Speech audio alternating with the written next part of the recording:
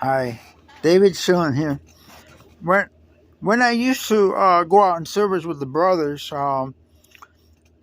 they would always like cut in front of me during my introduction, showing them the magazines and stuff, and talking about the magazine, and they would rudely cut in front of me, literally step in front of me, and show them their magazines and start talking about their magazines, and then they would get the placement.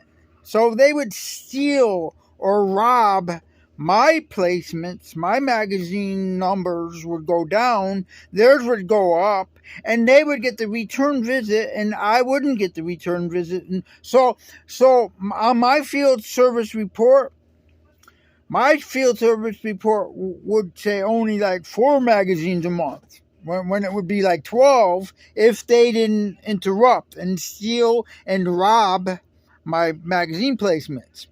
And they robbed my return visits. So my return visits would be like 2, and theirs would be like 10 or 20. See, and their field service report is nothing but a lie. Their numbers were supposed to be not my numbers, not their numbers. They're rotten people that do that. I think they're false brothers. They're in the truth for appearances. They want it to appear like they're doing better than I am. Right. When really, they're doing this the same as I am, but they're doing worse because they believe Jehovah is not watching them. They think only men are watching them, and on a piece of paper, and Jehovah's not there at the door.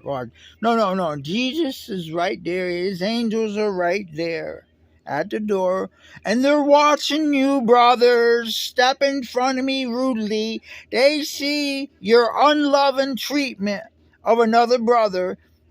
It's not going to be something that Jesus is just going to forget, okay? He's going to ask you about that at Armageddon, or during the judgment day. Jesus is going to ask you before Armageddon comes, why did you do that to me?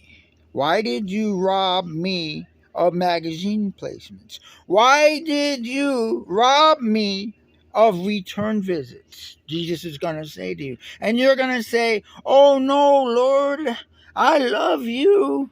I love you and Jehovah and all the brothers. I would never do that to you. And Jesus would say, even if you do that to the least, smallest, the least important brother or sister, you have done it to me. I tell you truly, you done that to me. See where I'm going here? They think they're getting away with making themselves look better than me and stuff like that. And hey, brothers, the gauge is up. Jehovah knows your wicked sins against the other brothers. He knows about it. You can't hide that stuff from him. Sure, you'll stay in the congregation, and the brothers in the governing body will all praise you. Oh, look, you're doing so good. They'll believe. They will believe your field service is real when it's fake. It's nothing but a lie. Your field service report is high and looking good because you're robbing and stealing from the other brothers and sisters. When you step in the introduction with the excuse, oh, you needed me. You needed me to save you. It was going downhill, brother. And when it wasn't, there was just a slight pause between the householder and that person giving the introduction. Just enough slight pause or stutter in speech for them to rudely, I mean literally, step right in front of you. I've had that happen to me so many times. Excuse me, but this is the way it is, right? They cut right in and start talking.